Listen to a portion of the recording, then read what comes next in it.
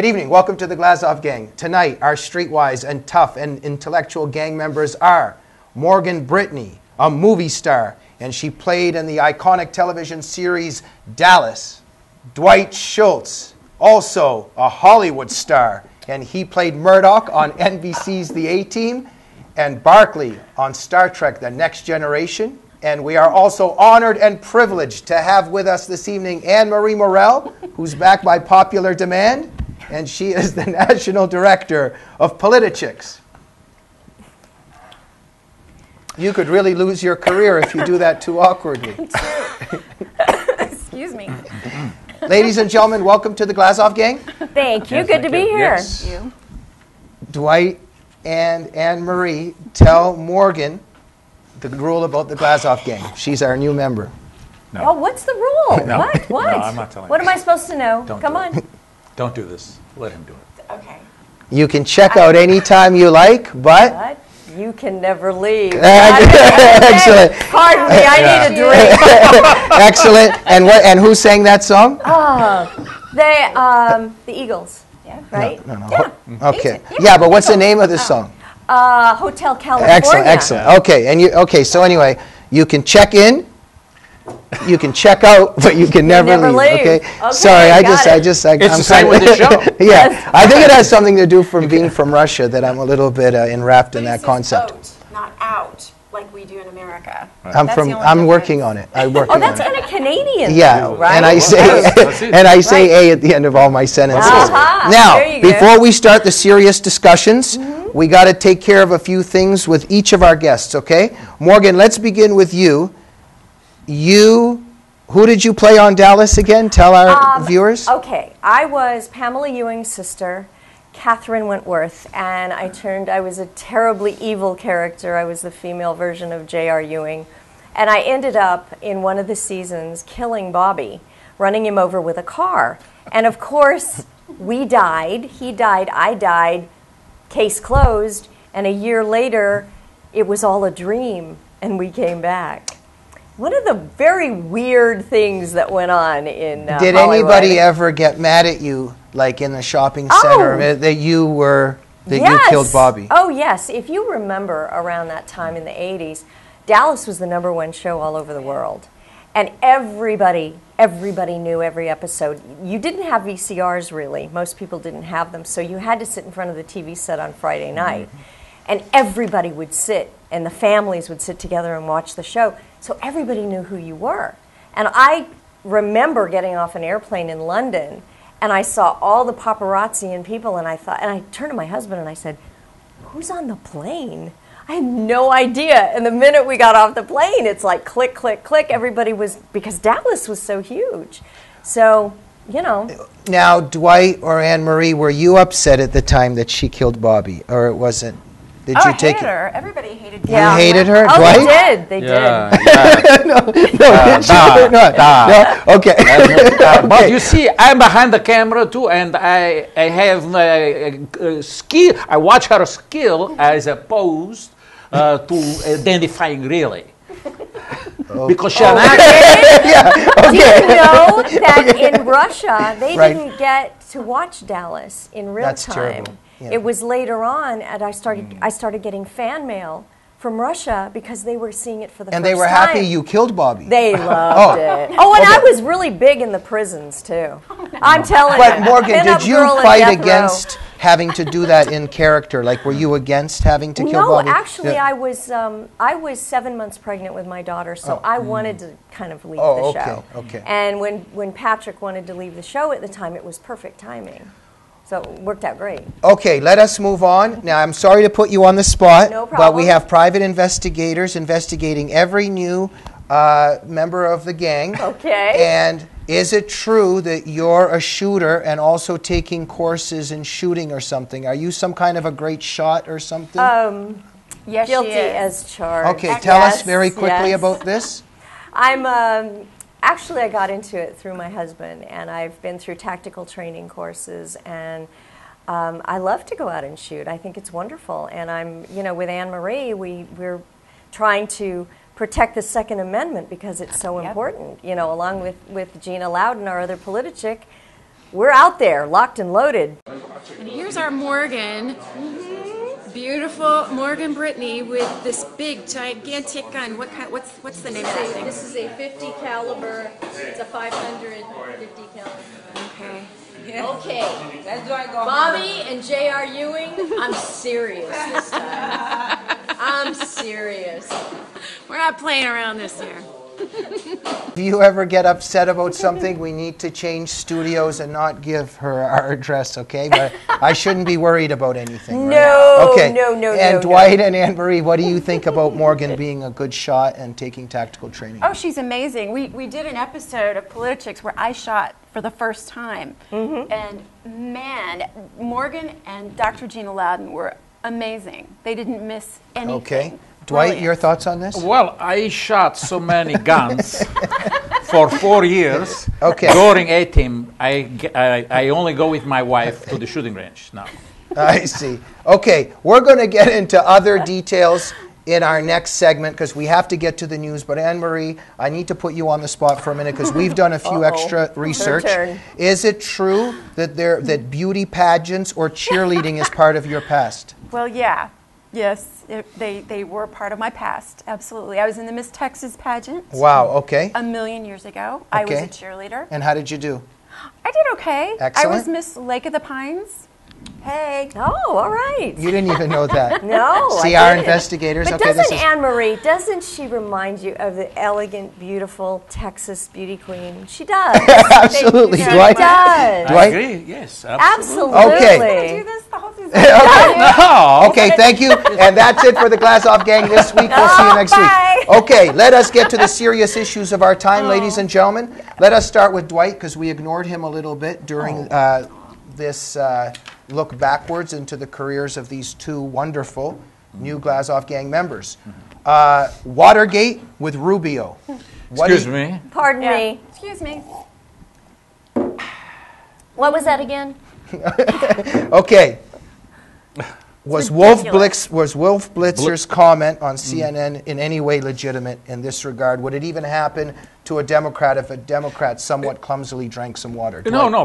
Well, they're trying to avoid everything that Rubio said, which was so brilliant. I mean, he negated the one. He negated him. He went down the list. He, as some have said, even Van Jones, that lousy, stinking commie, recognizes the threat. Before we move forward, at people who think you're slandering Van Jones, he is a self-professed, I'm not self-confessed slandering him. communist. Even No. if he No, I know, but he is. calls himself a communist. Listen, He does. yes, Right, he okay. does. He's a guy who Okay, said take it openly easy. that the American Okay, people get take it their, easy. the masses get their marching orders from the United Okay, States all military. right, I just wanted to say, so go ahead.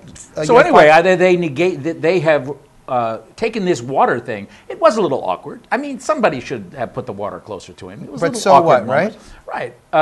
But they focus on that because it gives them. They don't have to focus on what he said, and that's it. It's on every liberal. All of the other television stations other than Fox. It's all of them because they're all On a scale from 0 to 10, 10 being the least justified, how justified is it to even discuss this on the news? say for news, zero. it's a zero. Zero? It's Okay. nothing. Anne-Marie, go ahead. It's ridiculous. It's like Dwight said, they're just once again doing everything they can to do their little sleight of hand trick. Oh, look over here at the shiny thing instead of look over here at this idiot that's killing our country. Right. Look, they have to walk a fine line with Rubio. They really do. Because if they slam him or they look like they're piling on to Rubio, then people are they're gonna step back and go, wait a minute, this is a Hispanic guy, he wasn't a rich guy, he doesn't have all the so-called baggage and targets on his back that they can go after. So they're gonna have to tread very carefully. And just like Dwight said with Van Jones, he's at least smart enough to say, we really got to worry about this guy. And the fact that they're going at him in I would say, a nasty, unfair way, the way they did with Palin, it means that they're afraid of him. Absolutely. Yeah, oh, absolutely. Absolutely. That's the only thing they've got. They can't win on the issues. Okay, lies of the State of the Union address. Is that an exaggeration, Dwight? No. What did no, you think of it? It was Were you moved? Were you inspired? I was very moved. My dog had to leave the house. I was screaming so loud. It is so embarrassing to hear him reiterate all of the lies.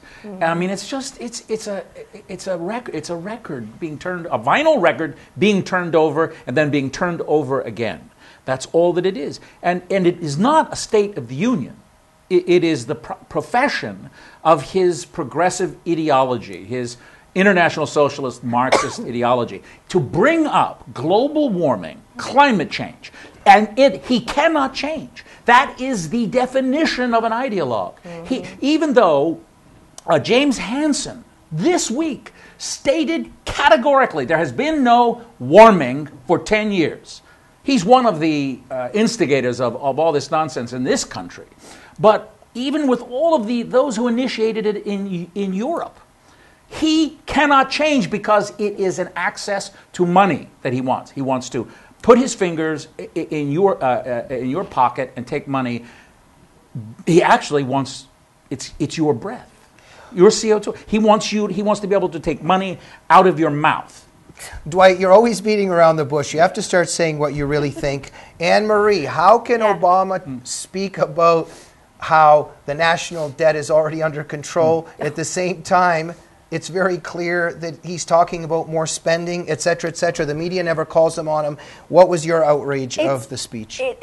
First of all, I didn't want to watch it, but when you sent us the topics and said that you were going to talk about it, I brought my friend Jack Daniels along, and I took a little sip every time I got mad. And by the end of the night, I was going to write an article about it. I'm leading my gang members to drink. I'm glad you didn't drink every time he lied. Well, by the end of the night, I wrote out a thing that just said, Obama is a big stupid dummy, and with a million exclamation points. One key point. What's one key point? Raising the minimum wage. Okay. If he hasn't already killed the middle class and small business, if the small businesses that have been able to barely survive, and they're making plans to barely survive Obamacare, now raising from $7.25 to $9 an hour, how's that going to be anything? He is murdering the middle class. He's not helping the poor. He's killing. And he knows murdering it. Our country. We don't see these profound, truthful things being said in our mainstream media. No, of course except not. And you for won't. Fox News. You're not going to So hear it's it. great that the Glazov gang exists, It's right? a good thing you exist. More. Thank you. It is. Can we maybe continue that? Or no, let's continue for now. Morgan, Yes. before you give us your profound wisdom on the State of the Union, explain to the viewers that might not know why raising the minimum wage will not bring utopia to the earth. It's not going to bring it. What are you going to do? The minute you put on businesses, any kind of business, whether they're big businesses or small businesses, and you say to them, you're going to have to pay your employees more, what are they going to do? They're going to start cutting people. They're going to start saving by cutting people and saying, you know what, we have to get rid of a couple of workers because we have to make up for that. The whole idea in this country is capitalism to be successful, to succeed. What do you think these businesses are going to do? So Obama is cutting the throats of the people that he professes to want to help. Does he know he's doing that? Absolutely, he knows it. Yes, Don't he Does he know he's lying? You understand that Yes, this is a concentrated effort. Okay. This is what is it? Cloward and Piven That's collapse right. the That's right. system. Okay, just a second. Right. That's Morgan, what it is. this a naive man that thinks he's doing good for America? No. Or he's intentionally trying to destroy he America? is intentionally. Dwight? Yes, of intentionally? course, intentionally. Anne-Marie? Absolutely, Intentionally. We have our first Absolutely. anti-American president. Let us move on. There is an inspiring figure that came onto the world stage and onto the American stage, Dr. Ben Carson, Yes. at the National Prayer Love him. Breakfast. Now, this was quite a scene. Wow. Very briefly, please, because we're running out of time. Dwight, your thoughts on Carson? Well, first of all, he had an extraordinary amount of courage to stand up at the prayer breakfast, sitting just about 3 feet from the president. It was his opportunity to tell the truth as he saw it. And he spoke clearly and effectively, and he just punched holes in everything the president stands for. And he just went down the list. Why do you think he did it? I think he did it because I believe he understands, being in his position, he has seen the pain and suffering, and he understands political ideology. Did he know he was chumping off Obama? Oh, yes. Oh, he did it on purpose. What do you think of the people saying that he shouldn't have brought up politics? It wasn't They are the time scared to or- death. It's just cover He up. should apologize. It wasn't Nonsense. the place. For okay. what? For what? For Okay. what? Okay. Doctor, or excuse me. Yes. Your views on Dr. Carson. Oh, Well, what brilliant. happened? Yeah. And I loved his opening statement talking about political correctness as being one of the things that's mangling our country.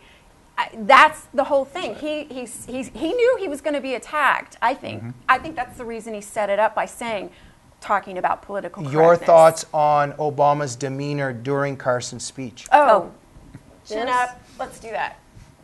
Arrogance? Oh. Arrogance, Oh. indifferent, acting as though he was above it, and I can see that Morgan is very inspired on this topic. Go If ahead, Morgan. anybody knows how to play arrogant, trust me, my character on Dallas was the epitome of that. I can see it. He was absolutely seething. Everything that doctor said. He doesn't like being contradicted. He does no. not like to be Thin called skin. out on anything. And when the applause came from the audience on a lot of the points that the doctor said, you could just see it. You could just see it. I was more interested in watching him. But the great thing is that the door is finally opening. And people are finally realizing that we have to have people speak the truth. That's right. We have to have somebody come out Okay. and speak the truth. Ladies and gentlemen, we have to come to the first of our first segment. 5 seconds each. Give a mark, 10 being the best, to Carson, 1 to 10 on the effectiveness of the wisdom of his speech. Dwight? 10. Anne-Marie? 10. Absolutely. Yeah. Absolutely 10. Yeah. Join us in a minute for the second segment of the Glazov Gang.